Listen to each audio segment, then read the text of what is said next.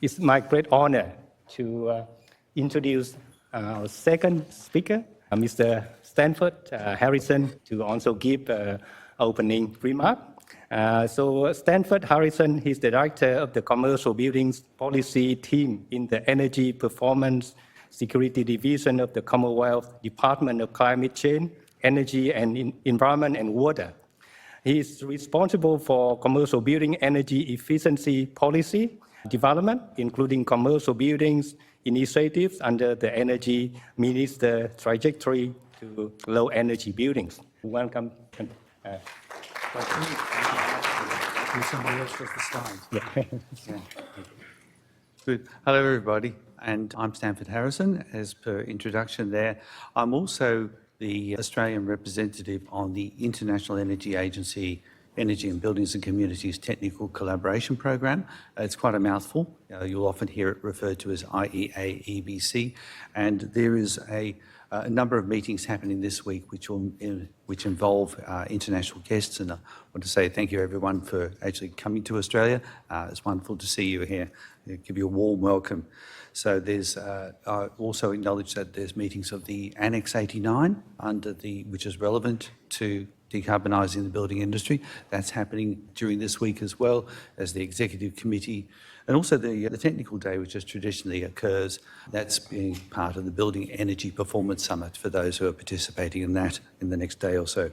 So there's a week of meetings. I want to also, our Minister is unable to attend, so you've got me. So as I said, I've been working in this space for quite some time in terms of looking at the trends which have been happening as we moved from improving the operational energy efficiency of buildings and now moving into the broader concepts of decarbonising the building industry and all that entails.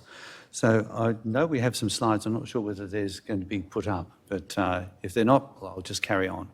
I'd like to associate my remarks with the earlier speaker, associate the acknowledgement of country with Professor just took. Now, I also want to say the Australian Government is very pleased to have provided $2 million in funding to support the research and network on decarbonising the building industry. This is a great initiative, and again, building on that international community, drawing together expertise from not just across Australia, but across the world in areas where we have very much to share. We can certainly, every nation has a built environment, and every nation has a construction industry. We can certainly learn from each other, we can learn better practices, we can use better materials, we can have trade in new materials and new technologies and new ideas across the world, and it's to the benefit of all. We're now, in many ways, it's moving from a period of intense research into operationalisation.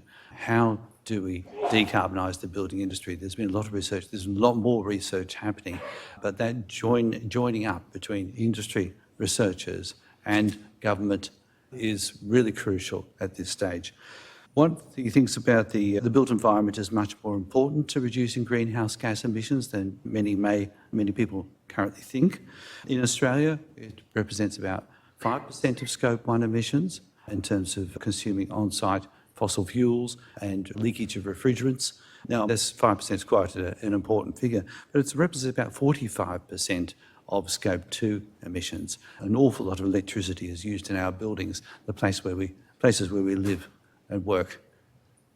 And in terms of embodied emissions, which tend to be considered to be Scope 3 emissions in the construction environment, in Australia it's about 10% of emissions can be attributed to embodied emissions, and about 7% is upfront, involved in new construction. This isn't just new construction of buildings, which are very easy to see, nice big cranes in the middle of cities. It's also infrastructure. It's the railway, it's the transport and utilities and the horizontal construction, you might say, which is happening all the time. You have very large projects, often with a lot of public investment.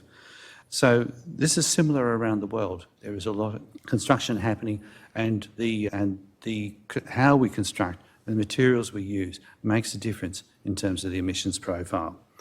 So it matters for our emissions reduction targets. So how are we going to reduce these emissions? That's why we're here at this conference, bringing together researchers, experts, industry and government, and here to learn, share and build understanding and combine our efforts to solve this common global problem. Thank you.